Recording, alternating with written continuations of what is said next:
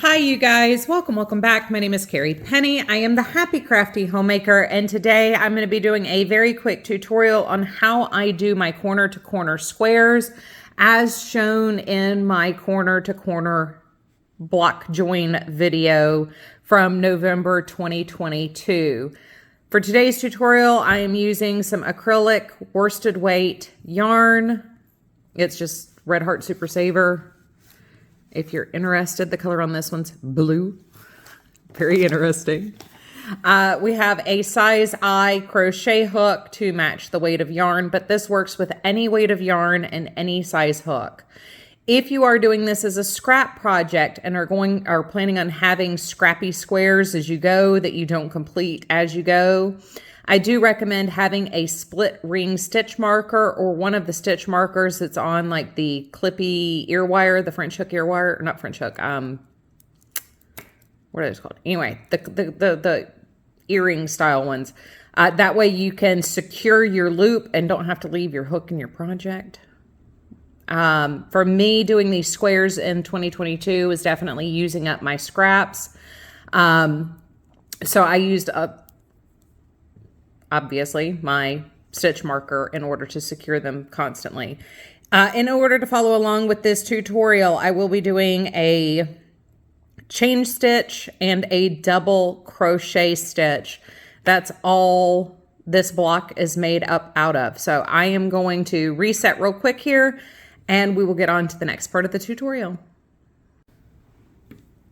Okie dokie. To show you an example of what we're aiming for, this is one of my 5-row granny squares using a single strand of yarn. This is, once again, worsted weight acrylic scrap. I did this using the size I crochet hook.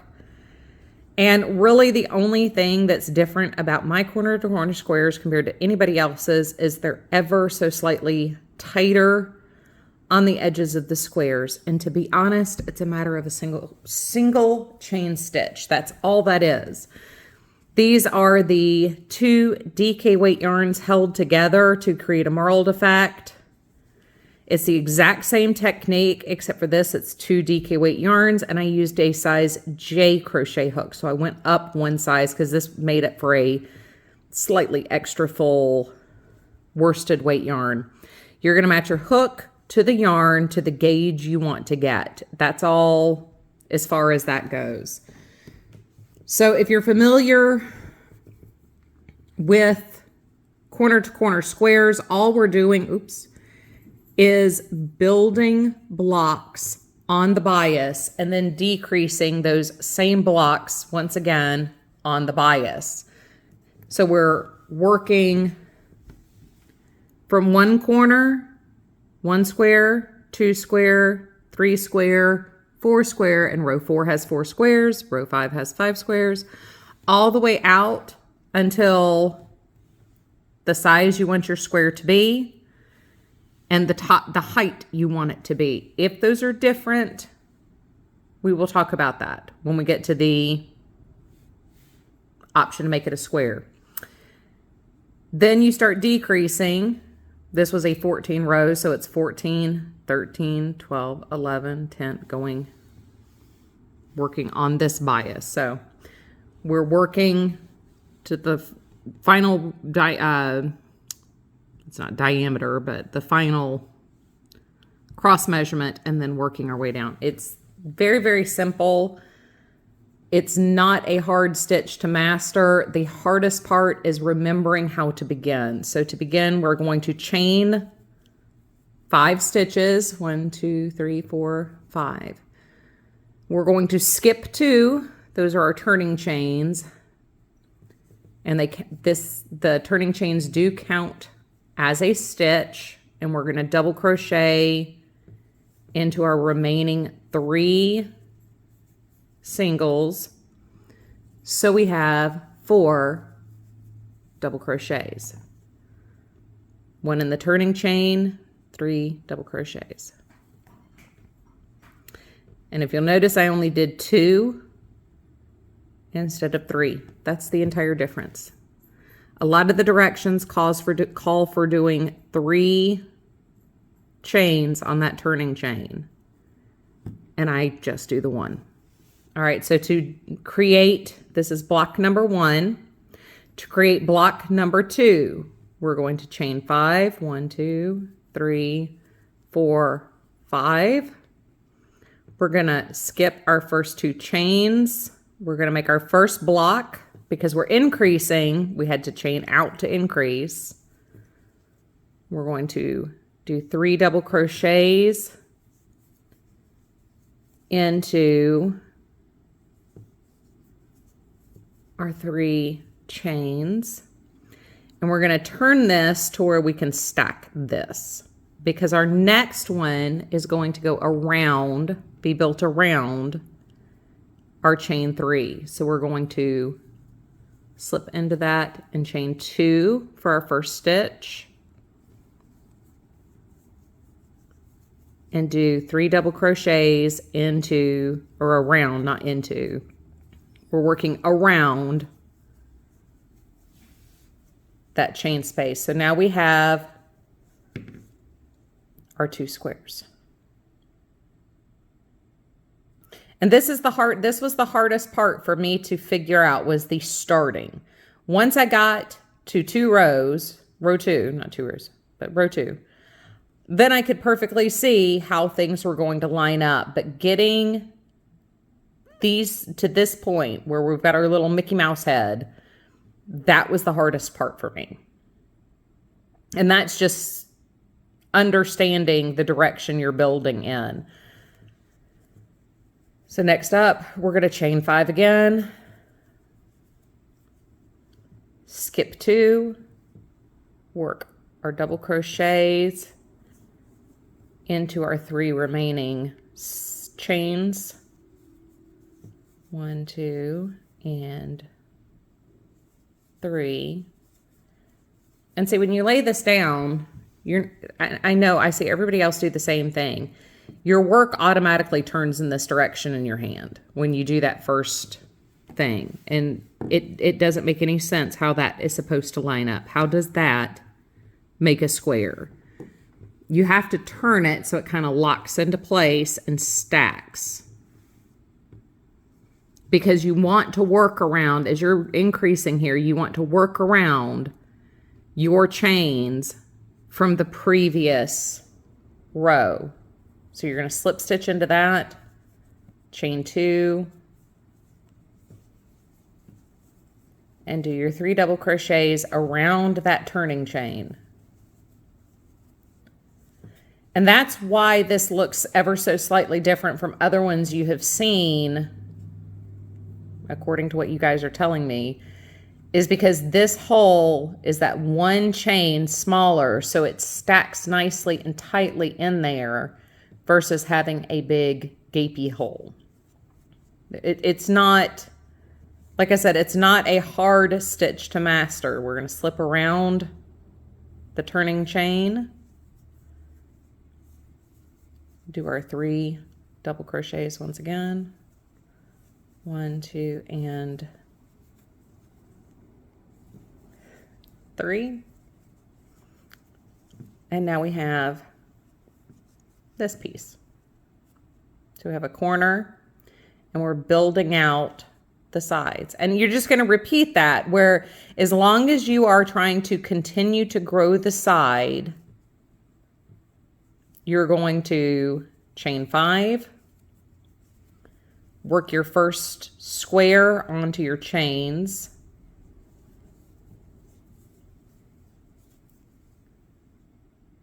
so it's chain 5, skip 2, double crochet in the next 3 chains.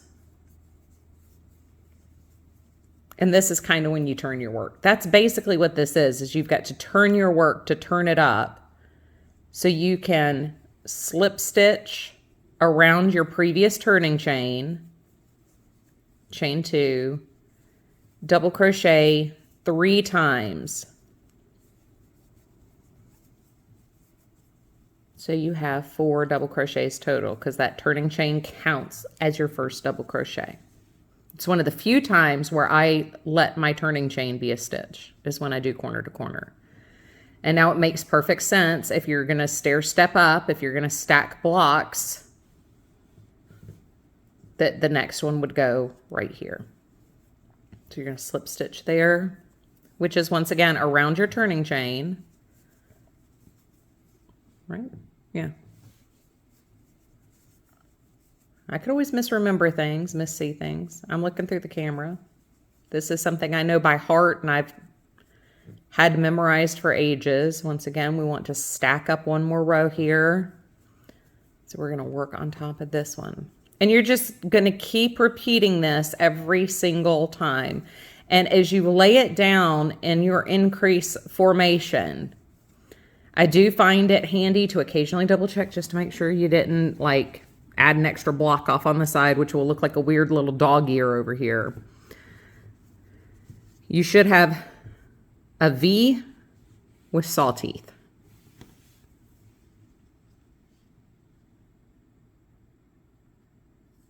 And that's what it looks like. That's all you do to increase. And you're once again, you're going to chain up 3 or chain up 5, skip 2, double crochet in your next 3, work your slip stitch around your turning chain here, because by then it'll be working on this side. Into your turning chain, you're going to double crochet 3 times around that same thing, slip, 3 double crochets, slip, 3 double crochets, slip, 3 double crochets to build up another row. You're going to chain 5, skip 2, 3 double crochets into the next 3 single or chains. I don't know why I keep trying to say single crochet.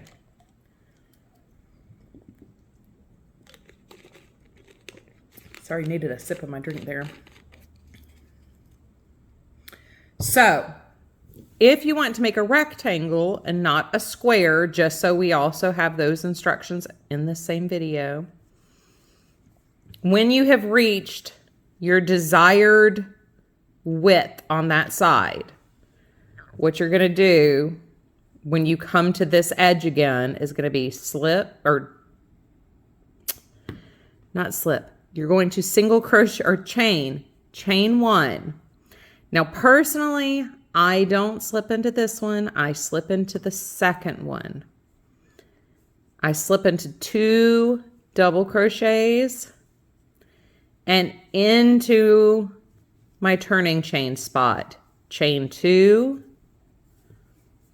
because now we need to build for the block height. We're not building a block out. We just need to move back up. So we create a straight line over here and work our block.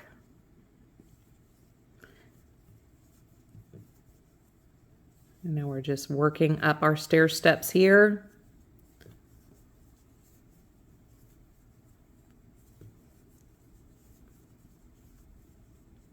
Work up your stair steps.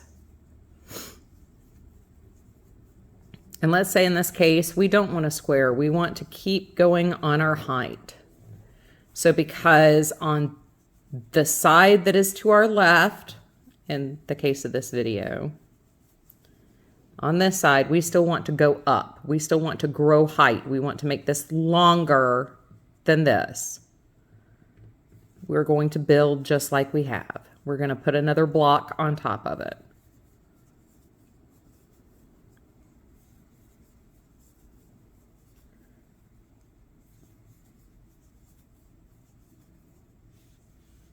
So now we have 5 rows, 1, 2, 3, 4, 5, but we stopped growing our width at 4. So we have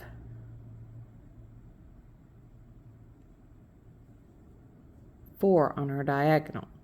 So as soon as you stop growing out that one side, that's where that's going to change. As long as you're building out in a square, everything will match. So on our way back down now, 1, 2, 3, 4, 5. And you're still, you can still 1, 2, 3, 4, 5. Now we're making row 6. You're stacking on top again. Do your double crochets in your new height block.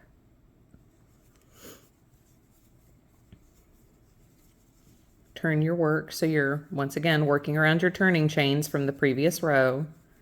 Chain 2. And you're going to stack your blocks down. You should have 4 blocks, once again, stacking down. That was block 2.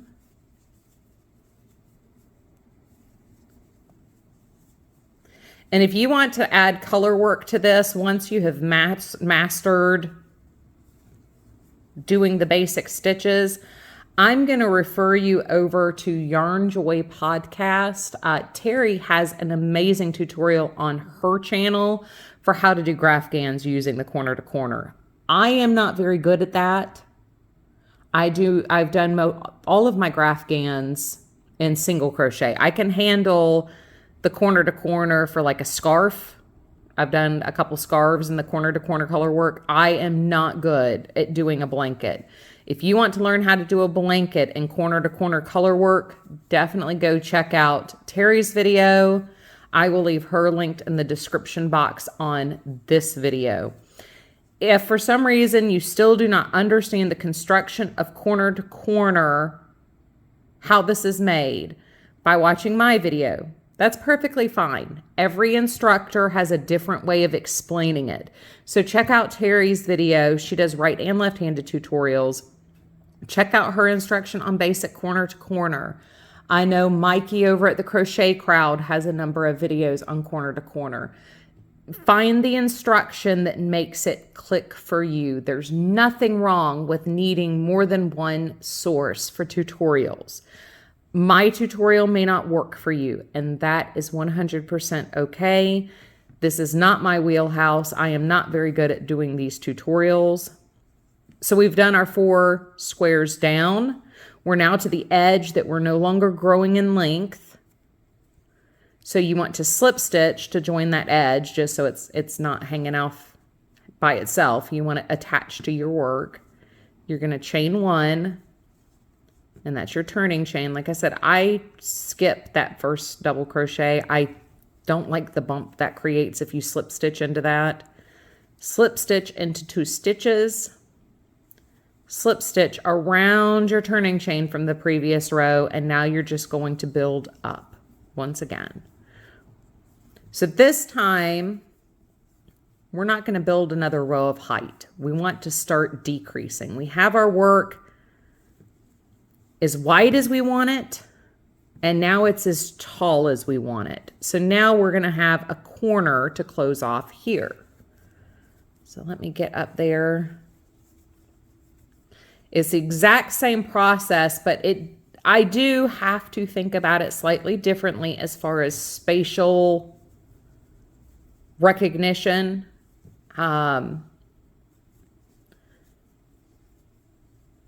It did take me a minute to understand what I was doing.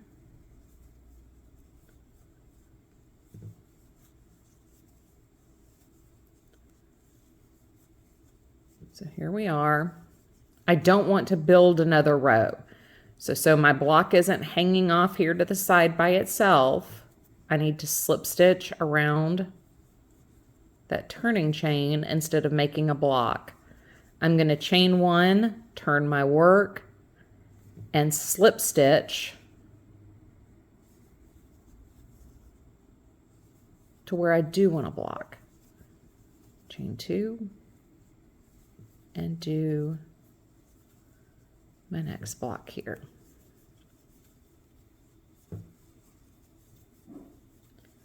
Once again, we need to, this is where we are. So we have 6 rows by 4 rows. All I'm doing now is closing this gap. I'm closing, I guess I can take this one back out so you can really see what I'm doing better. So I have this open corner. I have 1 corner, 2 corners, 3 corners. So I made my first corner when I made my first block. My second corner was made when I stopped increasing my first side. So when we made this 4 rows across, that's corner number 2.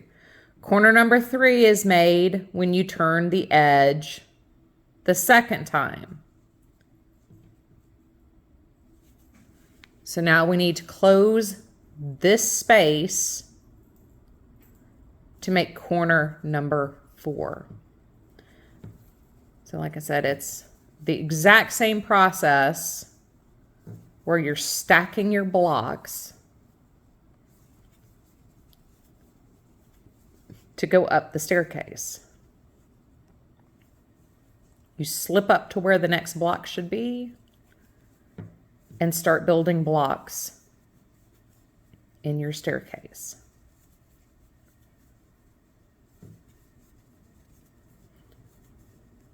And if you want to make a square, you just make sure you end it on the same row and slip your way up your sides. It's not,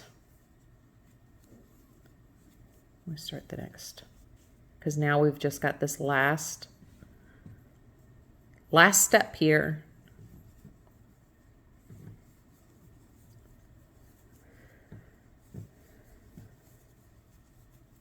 Closing your last corner is always such a joy because there's so little to do. But there you go. And it's wonky. I mean, a corner to corner is not, until you block it and border it, in my opinion. I think bordering is really all you need most of the time. These are not perfectly even. They sit a little wonky. For some reason, my squares always turn out a little bit better, but you can see, like, even here, this one's just a little wonky. But once you put a border on that, you don't notice it. So we've got like a little hand blankie now. And that's all there is to it. Like I said, if you've watched other directions, the biggest difference for me is I don't use a chain 3 turning chain. I use a chain 2. And I skip the first double crochet when I slip across my stitches. And just because I think it creates a really nasty bump there that I don't like. And I think it shows up in my borders. That's the only reason why I stopped doing that. But all my early directions that I saw for that, that's what it had. And at any point in time, you're stopping your work. I always recommend, if you're stopping it and putting it in a bag, and you might not get back to it very quickly, always put that stitch marker in that open stitch. That way your work can't pull through. I do that with all sorts of projects, not just these. But as I work my squares, or have been working my squares in 2022 and now 2023, frequently I have a spot that I stop when I am not completely finished. You know, I'm just working up scraps. So, you know, I'll be halfway through a block. When my ball runs out, I won't come back until I have another scrap ball. So that's all there is to it. You will work out to the width you want your block to be, and you work up to the height you want your block to be. Then you just work on decreasing up to that edge. That's all there is to it. You're stacking blocks. This one's actually upside down, right? I think. You're just block 1, block 2, block 3, and you're just working up your staircase. So hopefully this was helpful for those of you guys who have said you admire the way my C2Cs turn out. Maybe I'm doing something different that I'm not aware of, but I think by and large, really the only change I made as I started making more corner-to-corner projects is I dropped that extra single crochet or turning chain, and I don't add that extra slip stitch in there. I skip the first stitch when I slip stitch across the top. And I just think it makes a much more smooth edge to join through. Because when you come back to add your edging, these are the 2 spots you're going to use on either side of what's now a 3 double crochet section. And I want that to be pretty even and smooth. So, because if I'm joining with like a contrasting color, I don't want to have a jog there where the stitch is extra large on one side, because there's just more bulk in that join. But that's why they're ever so slightly tighter. And I know a couple of people do the same thing. If they do half double crochets, they'll do a chain 1 turning chain instead of a chain 2 turning chain for half double crochet, just to create a tighter hole here. Anyway, if you have questions, please feel free to leave them in the description box down below. That's actually why this tutorial is even being made, as many of you guys left comments on my show and tell videos and in the how to join your corner to corner blocks, which I will leave in the description box down below. A lot of you guys asked me there why my blocks look so tight, in a good way. And that's all it is I just don't do that extra chain in there. So I hope this helped you guys somewhat. Like I said, if you have any questions, I do try to reply to everybody as quickly as possible. I love you guys. And as always, I will see you real soon.